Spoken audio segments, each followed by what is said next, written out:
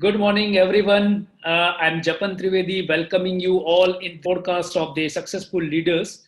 And I have invited one prominent leader and a successful leader with me today. I will be introducing to him, and then we will have a conversation with him, and he will take us through his success journey. So, welcome, Mr. Ashok Chaudhary. Thanks for joining this program. We welcome you on this podcast. Thank you. Mr. Ashok Chaudhary is the plant head and a prominent leader of one of the biggest company of India. It is the MNC of India. Before I start conversation, I would like request to Mr. Ashok to introduce to himself to all our audience. Yeah, Mr. Ashok. Yeah, actually, my name is Ashok Kumar Chowdhary, and my born and brought up is from Uttar Pradesh, and I done B in chemical engineering, and then I done MBA in operational excellence, and then I've got an experience of almost 24 years of experience. I worked with company Tata Chemicals and Chandigarh Distillers, ExxonMobil, and presently I am working with a Israel-based multinational company, which is in the crop protection business in India. And roughly this company is 2,000 crore company, and in India we are in since last 10 years, and it's one of the fastest growing company. So if you see that in last almost 7 to 8 years, we have crossed this 200 crores mark. Okay. Nice to hear that. Mr. Ashok Kumar, would you tell us something about your OPEX journey so far? How you got this idea and how you have started your OPEX journey in your company? Actually, this OPEX is one of very close to my heart personally, because when we talk about that, and because last 24 years, and when I was in different companies of profiling, so this is one of the tool which I feel is that to engage people, engage employees, and get the efficiency, productivities, and all that things together. So as part of manufacturing. So when I started my career as a graduate engineer training in Tata Chemicals, so when I was in the plant at the shop floor, then almost after 4 to 5 years, I got a chance to work along with the McKinsey. Actually, they were the consultant, you can say, at that time. Okay. So when I started, and I was taken out from our, you can say, normal routine. And I was full-time along with attached to that, you can say, consultant and driving these different excellence initiative. And that first initiative which they started because Indian economy was getting open and we have to be more cost competitive. So cost reduction was one of the initiative along with that. So I was part of that, and then slowly I found that it's much more rather than cost reduction or something like that. It's much more people process. Right. So I have liking toward the people process, HR, behavior. So these are the things which is very close to my heart. So in that way, I got a chance to get involved, and now whatever I think I spend maximum time in operational excellence and people processes. Right. How you could able to bring this OPEX to your existing company? Actually, because as this present company is much more growth oriented company, and we are every year almost 14-15% of growth. So we thought how to bring the more engagement level in the employees. So we thought, why not we start this process? So and it's almost 2.5 years we completed this journey. And as you know, everything, the bottom of everything is a 5S, which is going to be the first initiative, and then you build up different initiative as the organization move into that. So the challenge was that only that how we can engage people. That was the whole motive, and then with the we draw a roadmap, and then we started this. And whatever we get basically is a byproduct sort of thing, actually. Absolutely, absolutely. And of course, the absorbing the change is very, very difficult. So, what do you feel? What was the so far in your journey? What do you feel? What is your greatest challenge so far, as far as the implementation of these tools are concerned?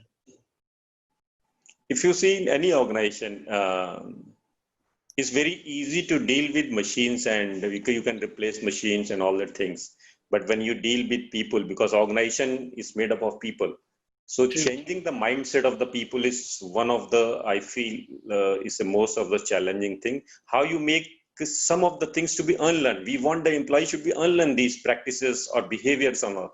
So that I feel is one of the challenging part is in this organization, whatever in my previous journey toward driving any excellence. Right, right. And what do you feel? What is your greatest success so far in your OPEX journey till date? What do you feel that? What I feel is that whenever we draw, when we through this program, if we are able to achieve the very very high level of engagement of the employee, means you are achieving that. And today also when I say that what is the success, I will say yes, we are able to take the engagement from 60 to 63% to 80 plus percentage of engagement level through this program. And when the people are engaged, you can do, means human being is a very very stretchable sort of thing. You can, if you can motivate or you can engage, you can get whatever you want. And the advantage are many actually. If you talk about, there are various advantages then you can get Right, from this. right. Okay. What is the one eye-opening incidence or eye-opening part of your success journey so far in OPEX? If you see, generally, people feel that this OPEX is basically the shop floor initiative. Right. You put a consultant, he will, or you put one employee, and he can, and then people start expecting miracles actually. And but what I personally feel that is a wrong thing actually. Any change process is always start from the top only. Right. Commitment of the senior people, commitment of the senior team is there. It's always possible to do that thing, and that's where the misconception start. People feel shop floor guy is not doing anything. Right, right. You rightly pointed out top management commitment is very, very important, and that is what is required. Okay, what do you think? Like, the people owners, they are starting their journey, and they are having for this improvement journey, they are having some of the wrong notions, so or some of the things they need to keep into the mind. What do you feel? What are those wrong misconception into the mind of owners or into the mind of the people as far as this OPEX is concerned? So as I said that we feel if we put a consultant and give this you can say support to the shop floor team, they can drive them, but that's not true actually. So the commitment level from senior team from us should be very very high. We have to give a time. So basically, it's a top-down approach. Top support you can say, but bottom-up approach should be there. Support and commitment from the top is has to be there. Otherwise, any this program of improvement will be a failure. And after 2 year 3 year, we can blame consultant or whatever we want to blame. Yes. So you are a very busy person. So how you are able to manage both the things, handling the plant and the meetings and the OPEX activity as well? How do you do that? When we say busy, everybody has got a 24 hours, as we say. So it's only you managing your time actually. That's so. I will say I am the most free person in my plant. So I am always free in the sense I have delegated all my work to my team, and but my review processes are very very strong actually. So I've got a calendar, meeting calendars. These are the some disciplines which if anybody can follow, he can utilize his time properly. Right, right. Great. Yeah. Do you feel that these particular activities, whatever OPEX activities you are doing, that helped you in improving your personal productivity or your change certain habits on your personal life? Yes, certainly, because this OPEX bring discipline. It's a behavioral change, it's a mindset change. So when I started, so earlier my reading habit was not so good.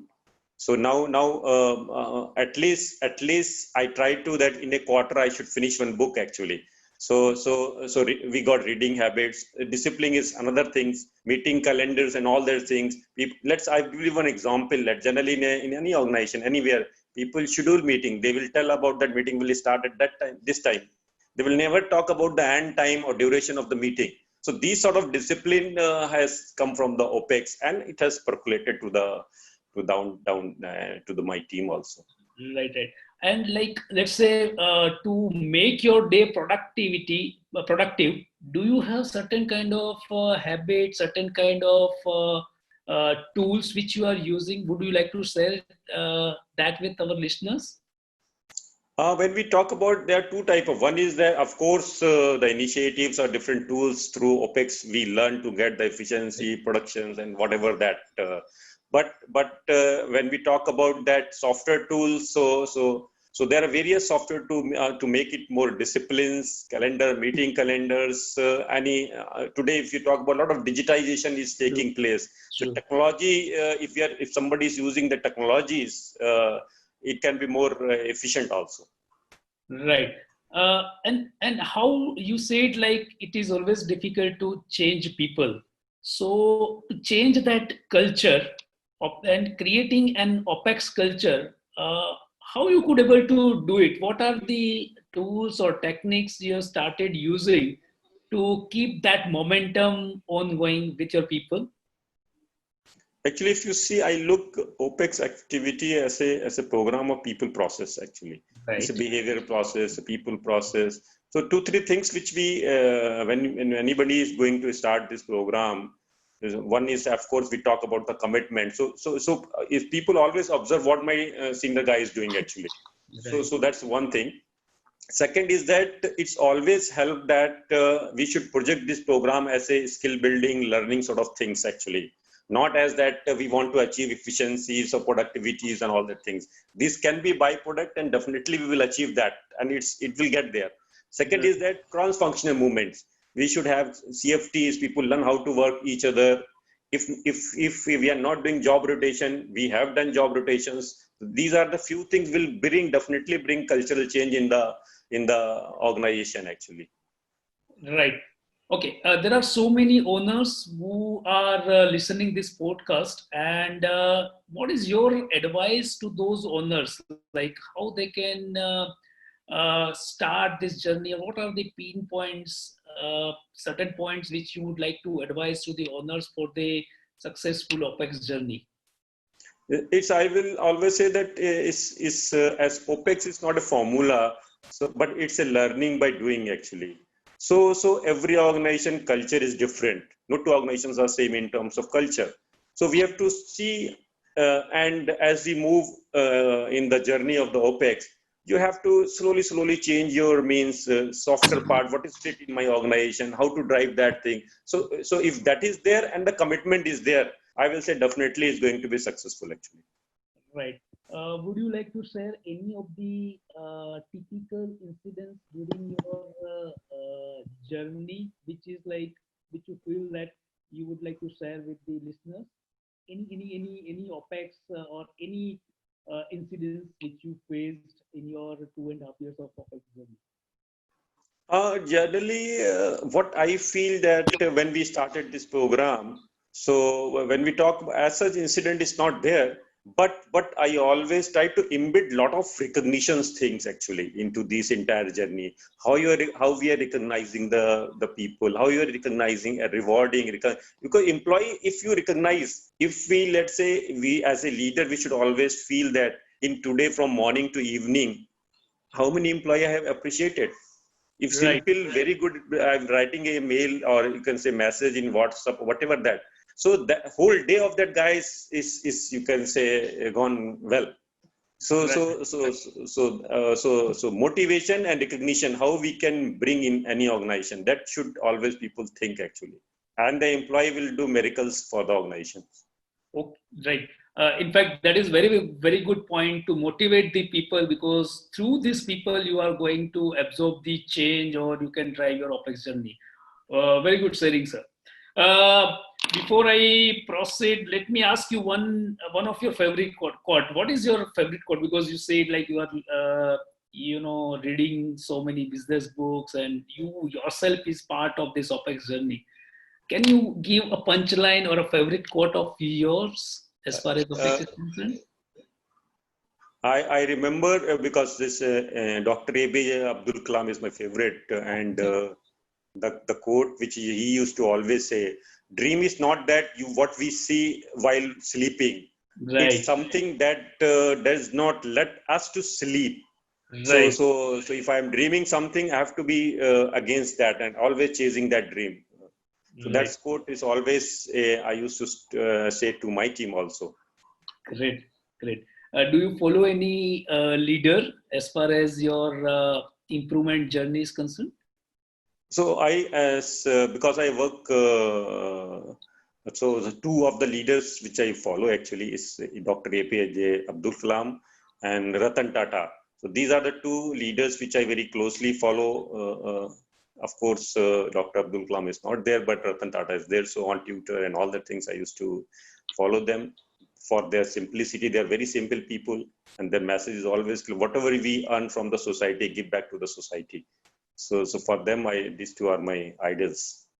Right, great, great. And if I can ask, from which business book or which business reading you are getting inspiration, or which is your favorite book, if I can ask? Actually, when we talk about, I like to read business book where the economics about the different countries and all that things. And my favorite writer is Ruchir Sharma, which he used to write a lot of books. He has written about the emerging markets, emerging countries, growing economy. But the book which I write is written by Raghav Behel. With the book name is Superpower. So in that book, he tried to compare between India and China. So the book name is Superpower, and the title is Superpower: The Amazing Race Between China Hires and the Indian Toy Toys. So that's the book which I still love. Right, great, great. If I can extend this with reference to your reading, what do you see, like how India and Indian companies can compete with, how Indian companies can compete with China in looking at the current circumstances? Actually, no doubt that the day will come, maybe after 10 years, 15 years, the Indian companies are doing very good in terms of the pace was, and no doubt the slow. But if you see the India, the benefit is that the market is there, everybody is there, good talent is there. So because of the talent, and government is also doing a lot of initiatives to bring the industry back into the radar, and more important is the competitiveness. So if that is there, so definitely the industries are going to be uh, up. Right. Uh, if I ask you, like you are into the path of continual improvement through your OPEX initiatives, where do you see 5 years, or let's say 10 years down the line, as far as use of OPEX and your progress of your company is concerned? Uh, when we talk about, let's say, after 5 years or 6 years, I'm very interested in this, you can say, in this field of operational excellence. So I want to be more advanced and do some experiment in terms of this operational excellence, not about the harder part of the tools and all the things, but how can we further get more benefits in terms of employees, how can we further more increase the engagement level of the employee through these things. So that's the thing I am looking actually, because of course entire people process is my close to the heart actually, and I feel that operational excellence and HR has to be very closely work together. Right, right. Okay. How, if someone would like to get in touch with you or your company, how can they, you can guide them, or how can they be in touch with you? What are the ways of being in touch with you? My phone number is there. People can directly call me also. And later you can share that my phone numbers also. Email is there. You I'll can do. share email also. Of course, on the personal level also, I'm on LinkedIn, Twitter, so they can get in touch with me. Great. And before we signing off, any piece of advice, any piece of guidance for all those people who are looking forward for embarking in this OPEX journey from the successful leader like you? I will always say that first thing is the commitment. If the commitment is high, and this OPEX is learning by doing actually. We learn and we do. We learn and we do. Don't try to copy because it's not easy because it's related to the culture actually. You can copy thing, but try to change that thing which is best fit in our own organization actually. So Right. that will give them a success. Right. Okay, thank you so much, Ashok Kumar ji, for joining us. And let me put one line there. OPEX is about managing the people. OPEX is not about the tool. And once again, the successful leader, Mr. Ashok Kumar Chowdhary, and his company, Adama, has proved that if you work onto the people's part, then definitely you will able to manage the change. And definitely I will be sharing the numbers and email ID of Mr. Ashok Kumar Chowdhary, so you can get in touch with him. Thanks, sir, for joining us and sharing your tips and advices onto the OPEX. In future, if we'll get chance, once again, we'll have you onto this board to share your success journey, and wish you all the best for your OPEX journey. Thank you so much. Thank you. Thank you very much.